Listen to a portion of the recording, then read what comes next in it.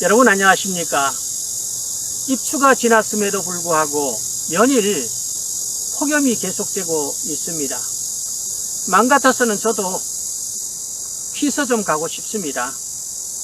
그런데 이 나무들이 저의 발목을 계속 잡습니다. 블루베리 농장들이 수확을 하면 좀 한가해져야 되는데 계속 일들이 밀려 있습니다. 블루베리를 수확을 하게 되면 통상 많은 분들이 그 수고에 감사해서 감사비료라는 이름으로 블루베리에게 비료를 주게 됩니다. 관행적으로 이런 비료를 줄 때 오히려 덕보다도 해가 있을 수 있습니다. 그래서 저는 수확을 마친 후에 감사비료로 출발하는 것보다 오히려 토양검사와 엽분석을 통해서 블루베리 나무의 정확한 영양 상태를 진단하는 것이 우선적인 출발이라고 그렇게 보고 있습니다. 그래서 통상 블루베리를 수확한 후에는 토양검사와 엽분석을 할 것을 저는 권장합니다. 통상 토양검사는 각 시군의 농업기술센터에서 의뢰하면 무료로 해주게 됩니다. 그런데 이 잎분석은 사실 기술센터에서 할 수가 없습니다. 개중에는 도기술원에서 의뢰하면 해주는 것도 있기는 합니다만 그 분석을 할 장비들이 없는 것도 있는 것으로 파악이 됩니다. 저희 충남 같은 예로는 도기술원에서 엽분석을 할 수가 있습니다. 그런데 거기에는 이 시기나 또 채취 양이나 또 방법 이런 것들을 기본적으로 알아야 될 그런 사항들입니다. 그래서 저는 오늘 엽분석을 하기 위해서 블루베리 잎을 채취할 때 어떤 잎을 채취하고 또 얼마나 많은 양을 채취하며 언제가 가장 좋은지 이런 부분에 대해서 몇 말씀 나누려 합니다. 먼저 엽분석의 시기에 대해서 말씀드리겠습니다. 엽분석은 통상 어린 잎이 성장을 멈추는 시기에 하는 것이 맞습니다. 보편적으로 지금 다른 자료들에 보면 성장이 멈춘 시기인 7월 하순부터 8월 중순까지 하는 것이 좋다라고 그렇게 나와 있는 것을 볼 수 있습니다. 그러나 저는 그것에 대해서 조금 문제를 제기하고 싶습니다. 성장을 멈춘 시기는 맞습니다. 그러나 성장을 멈춘 시기가 7월 하순부터 8월 하순까지가 아니라는 이야기입니다. 지금 저는 이게 이제 지금 대조군으로 벽구를 여름 전정을 한 것인데 이것은 7월 말경에 한 겁니다. 그런데 지금 7월 말경에 한 그러한 전정에서 이 지상부에 보면 가장 이 끝부분 내는 새로운 그런 신초들이 올라오고 있는 것을 볼 수가 있습니다.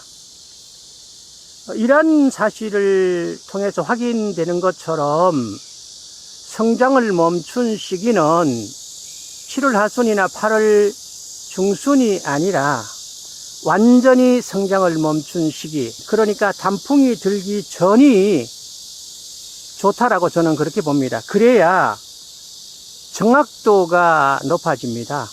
나무의 이 양분의 변화는 계절에 따라서 다릅니다. 양분들이 계절의 변화 때문에 잎의 엽분석은 성숙이 끝나고 변화폭이 거의 없는 가을로 진입하는 시기에 행해야 된다라고 저는 판단합니다. 그래서 보편적으로 그 시기는 7월 하순부터 8월 중순이 아니라 오히려 10월경 단풍이 들기 직전이 좋다라고 보는 것이죠. 만약에 예를 들어서 어린 잎이 아직까지 성장을 하고 있는 단계 같으면 묵은 잎에서 양분을 끌어갈 수가 있어요. 그래서 사실은 질소나 또 아니면 마그네슘 부족 현상이 올 수가 있는 것입니다. 실제로는 그렇지 않는데 분석상으로는 그런 결과가 나타날 수 있다는 말씀이 되는 것이죠. 그래서 저는 그 시기를 어린 잎이 성장을 멈춘 시기, 다시 말해서 단풍이 들기 직전인 10월에 하는 것이 맞다라고 저는 판단합니다. 두 번째로 엽분석의 채취 방법, 잎을 채취하는 방법은 같은 품종으로 해야 됩니다.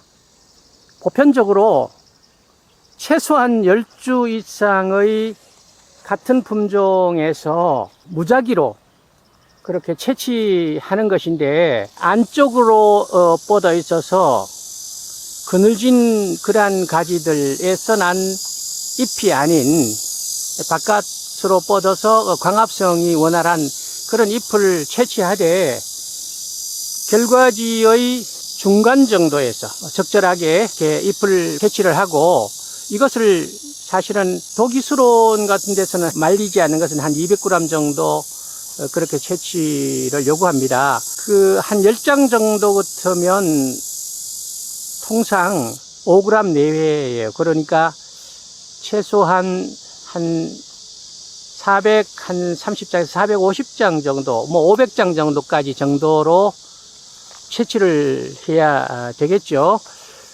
그렇게 채취를 하면 아마 독이수론에서는 그것을 3번에 걸쳐서 분석하고 그것을 통계해서 정확도를 높이는 것으로 알고 있습니다. 그럴 때 우리가 이제 미리 아셔야 될 것은, 이렇게 채취한 그러한 잎들은 비닐봉투가 아닌 종이봉투에 넣어서 전달해 드려야 되고, 1년생 가지에서 채취한 그런 어린 잎들은 채취하면 안 됩니다. 그리고 영양제를 살포했다든지 또 약을 살포한 그러한 잎은 오류가 발생할 수 있기 때문에 그것은 채취를 하지 않는 것이 좋겠습니다. 이러한 것들을 잘 알고 채취해서 엽분석을 꼭 의뢰를 하는 것이 좋겠습니다. 저는 오늘 수확 후 해야 할 일 중에서 우선적으로 엽분석에 대해서 몇 말씀 드렸습니다. 엽분석을 통해서 정확한 진단을 해야 되고, 그 나무의 영양 상태를 파악해서 처방을 해야 된다는 그런 말씀을 드리고 싶습니다. 여러분들 농장도 엽분석을 통해서 정확한 분석이 이루어지고 적절한 처방을 해서 내년에는 더욱 풍성한 수확이 있기를 기원합니다. 감사합니다.